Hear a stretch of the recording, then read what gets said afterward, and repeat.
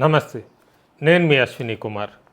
తెలంగాణ ముఖ్యమంత్రి రేవంత్ రెడ్డి తన అమెరికా పర్యటనని కేంద్ర ప్రభుత్వం రద్దు చేసినందుకు అది ఘోరమైన అవమానం కాంగ్రెస్ పార్టీకి, తనకే కాకుండా 4 కోట్ల తెలంగాణ ప్రజలకంటూ కూడా ప్రెస్ మీట్లో ఆయన మాట్లాడారు.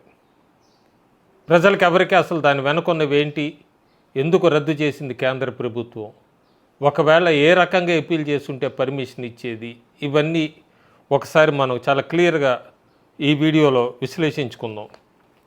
ఒకసారి ఊహించుకోండి, మీరు ఒక భారతీయ రాష్ట్రానికి ముఖ్యమంత్రి, ఆక్స్ఫర్డ్, హార్వర్డ్, ఎంఐటి మరియు వర్జీనియా టెక్ వంటి ప్రపంచ స్థాయి విద్యాలయాలను మీ రాష్ట్రానికి ఆహ్వానించడానికి తెలంగాణ రైజింగ్ అనే ప్రతినిధి బృందంతో విదేశీ పర్యటనకు బయలుదేరారు.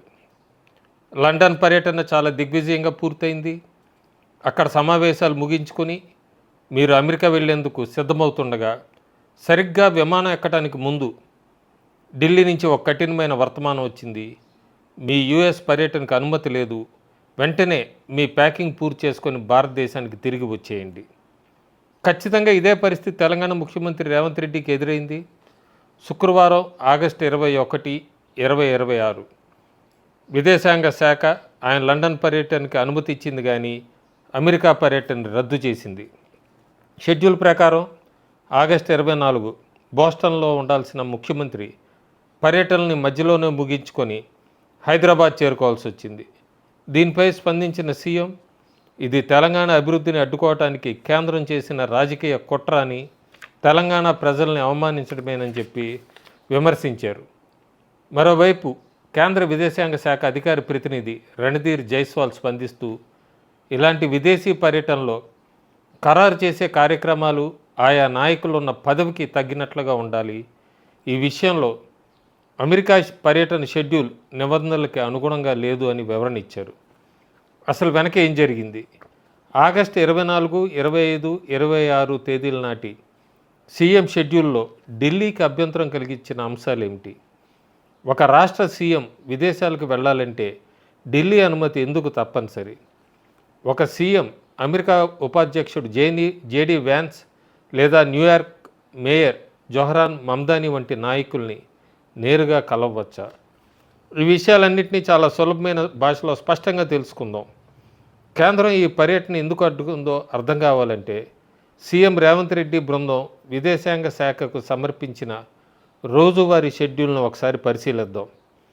ఆగస్టు 24 బోస్టన్, హైదరాబాద్లో ఆఫ్షోర్ క్యాంపస్లు మరియు పరిశోధనా కేంద్రాలను ఏర్పాటు చేయడంపై హార్వర్డ్ యూనివర్సిటీ మరియు ఎంఐటి ప్రతినిధులతో సమావేశాలు.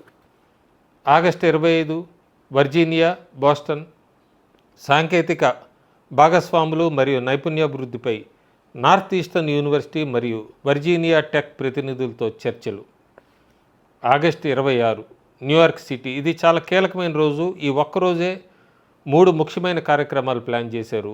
అమెరికా ఉపాధ్యక్షుడు జేడీ వ్యాన్స్తో సమావేశం, న్యూయార్క్ సిటీ మేయర్ జొహరాన్ మమ్దానీతో సమావేశం, ఇండియన్ ఓవర్సీస్ కాంగ్రెస్ ఐఓసీ నిర్వహించే బహిరంగ సభలో పాల్గొనడం.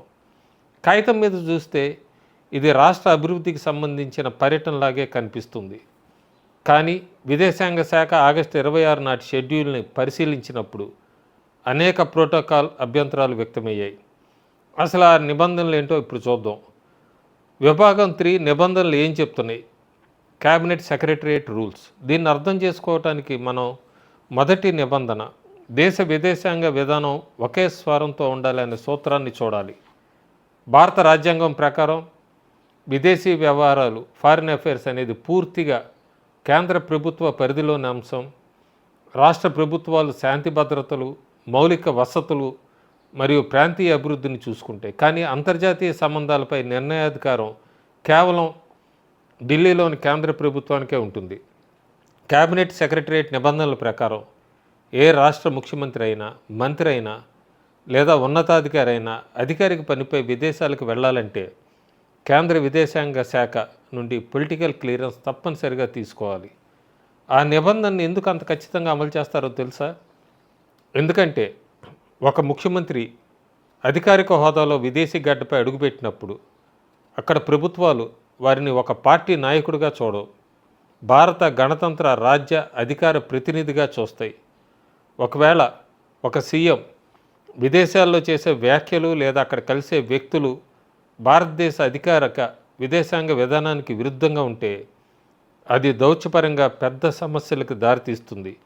అందుకే ప్రతి అధికారిక విదేశీ పర్యటన షెడ్యూల్ని పరిశీలించే పూర్తి అధికారం కేంద్రానికి ఉంటుంది.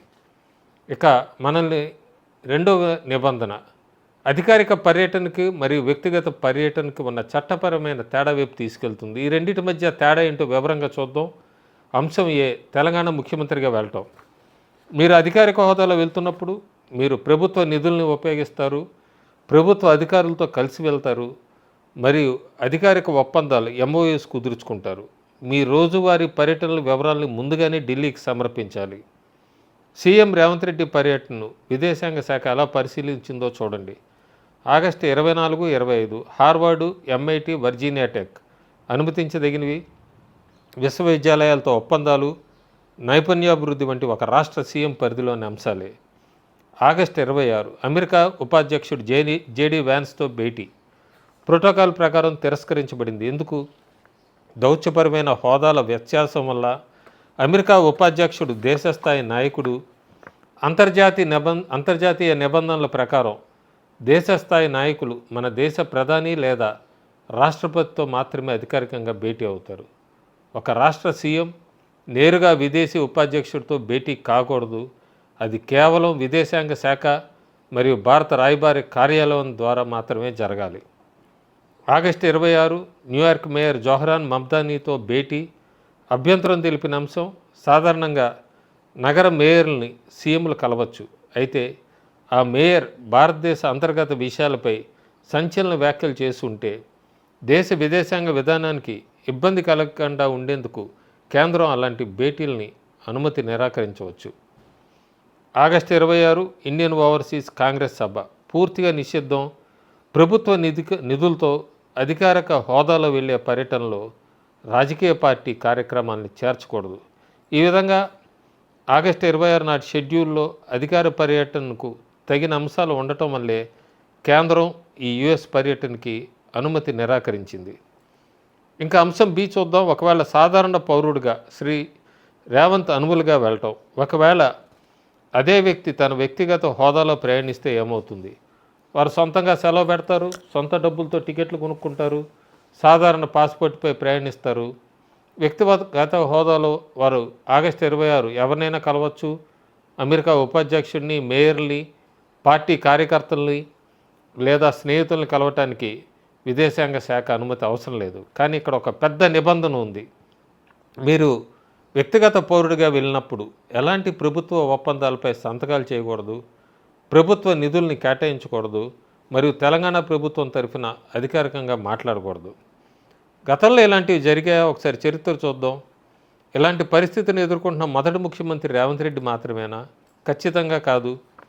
రాష్ట్రాల ముఖ్యమంత్రులు మరియు కేంద్ర ప్రభుత్వం మధ్య ఈ పర్యటనల వివాదం దశాబ్దాలుగా నడుస్తోంది. గతంలో మమతా బెనర్జీ రోమ్ మరియు చైనా పర్యటనలకి దౌత్యపరమైన కారణాల వలన అనుమతి లభించలేదు. ఢిల్లీ మాజీ సీఎం అరవింద్ కేజ్రీవాల్ సింగపూర్ సదస్సుకు వెళ్ళటానికి అనుమతి నిరాకరించబడింది. పంజాబ్ సీఎం భగవత్ సింగ్ మాన్ ప్యారిస్ ఒలింపిక్ పర్యటనకు కూడా క్లియరెన్స్ లభించలేదు.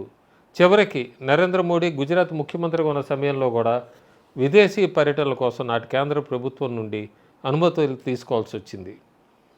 పక్షపాతంతోనే కేంద్ర ప్రతిపక్ష రాష్ట్రాల ముఖ్యమంత్రుల పర్యటనల్ని అడ్డుకుంటోందంటూ ప్రతిపక్షాలు ఆరోపిస్తుంటాయి. కానీ దేశ విదేశాంగ విధానం ఒకే రకంగా ఉండాలని, దౌత్యపరమైన ఇబ్బందులు రాకుండా చూడటానికి ఈ నిబంధనలు అమలు చేస్తున్నామని కేంద్రం చెప్తోంది. ఈ రాజకీయ దౌత్య నిబంధనలన్నింటినీ ఒక్క మాటలో చెప్పాలంటే ఒక ముఖ్యమంత్రి తన వ్యక్తిగత హోదాలో అమెరికా ఉపాధ్యక్షుడిని లేదా మేయర్ని ఎప్పుడైనా కలవచ్చు. కానీ ముఖ్యమంత్రి అనే అధికారిక హోదాలో కలవాలంటే మాత్రం అది మన దేశ విదేశాంగ విధానానికి అనుగుణంగా ఉందో లేదో చూసి ఢిల్లీ ప్రభుత్వం అనుమతి ఇవ్వాల్సిందే. ఈ అంశంపై మీ అభిప్రాయం ఏంటి? రాష్ట్రాలకు విదేశీ పెట్టుబడులు త్వరగా రావడానికి ముఖ్యమంత్రులు పర్యటనలు నిబంధనలు సడలించాలా, లేక దేశ భద్రత, దౌత్య సంబంధాల దృష్ట్యా కేంద్ర పర్యవేక్షణే సరైందా? మీ అభిప్రాయాన్ని కామెంట్స్లో తెలియజేయండి. Thank you.